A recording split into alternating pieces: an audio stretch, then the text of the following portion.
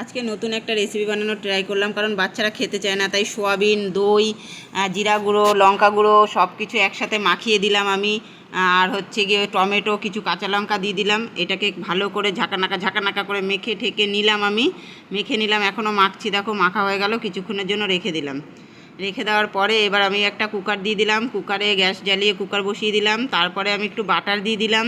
বাটারটা গরম হতে না হতে আমি কিছুটা কাজু বাদাম আর কিছুটা কিশমিশ দিয়ে দিলাম।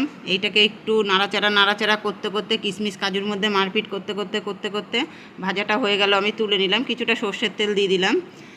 সর্ষের তেলটা গরম হতে হতে আমি এর মধ্যে দিয়ে দিলাম লঙ্কা, একটুখানি তেজপাতা, সর্ষে আর কারিয়া পাতা কিছুটা আমি এর মধ্যে দিয়ে দেবো। এই দুটো যখন ফাটাফাটি করবে, তখন আমি কিছুটা লং দিয়ে দিলাম আর একটু এলাচ দিয়ে দিলাম। দিয়ে কারিয়া পাতা দিয়ে যেই মাখিয়ে রেখেছিলাম আমি সোয়াবিনটাকে, দই দিয়ে সব মশলা দিয়ে ওইটাকে দিয়ে আমি কুকারের মধ্যে নাড়াচাড়া করব কিছুক্ষণের জন্য। আর চালটা আমি নিয়ে নিয়েছি, চালটা ধুয়ে রেখে দিয়েছি, বাসমতি চালটা। এবার কাজু কিশমিশটা যে ভেজে রেখেছিলাম বাটার দিয়ে, ওইটা দিয়ে দিলাম। এবার ওইটা দিয়ে নাড়ানাড়ি করছি। গ্যাসটা একদম লোতে রেখে লো হাই করছি, একটু হাই করে দিলাম, কারণ দইয়ের জলটা অনেকটাই বেড়ে গেছিলো। দেখো কি সুন্দর কালার এসছে, মনে হচ্ছে উঠিয়ে খেয়ে নিই, কিন্তু এখন খাবো না, খেলে বাচ্চারা কি খাবে। এবার চালটা আমি দিয়ে দিলাম।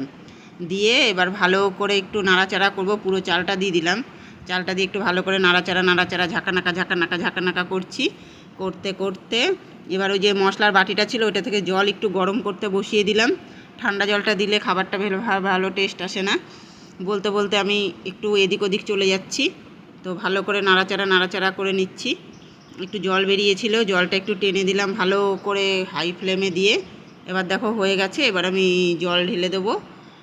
জলটা ঢেলে দিলাম, পরিমাণ মতন জলটা ঢেলে দিলাম।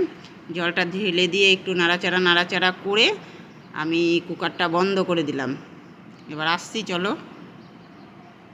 কি সুন্দর হয়েছে না? ওহ, দারুণ লাগছে। এখনই খাবো। বাচ্চারা বলেছে খুব সুন্দর হয়েছে মা খেতে। তোমরাও ট্রাই করো, বাচ্চাদের নতুন রেসিপি করে খাওয়াও, এমনি করে আমার মতন আইডিয়া বানিয়ে বাচ্চাদেরকে করে খাও। দেখো বাচ্চারাও ভালোবাসবে। হয়ে গেছে। Thank you.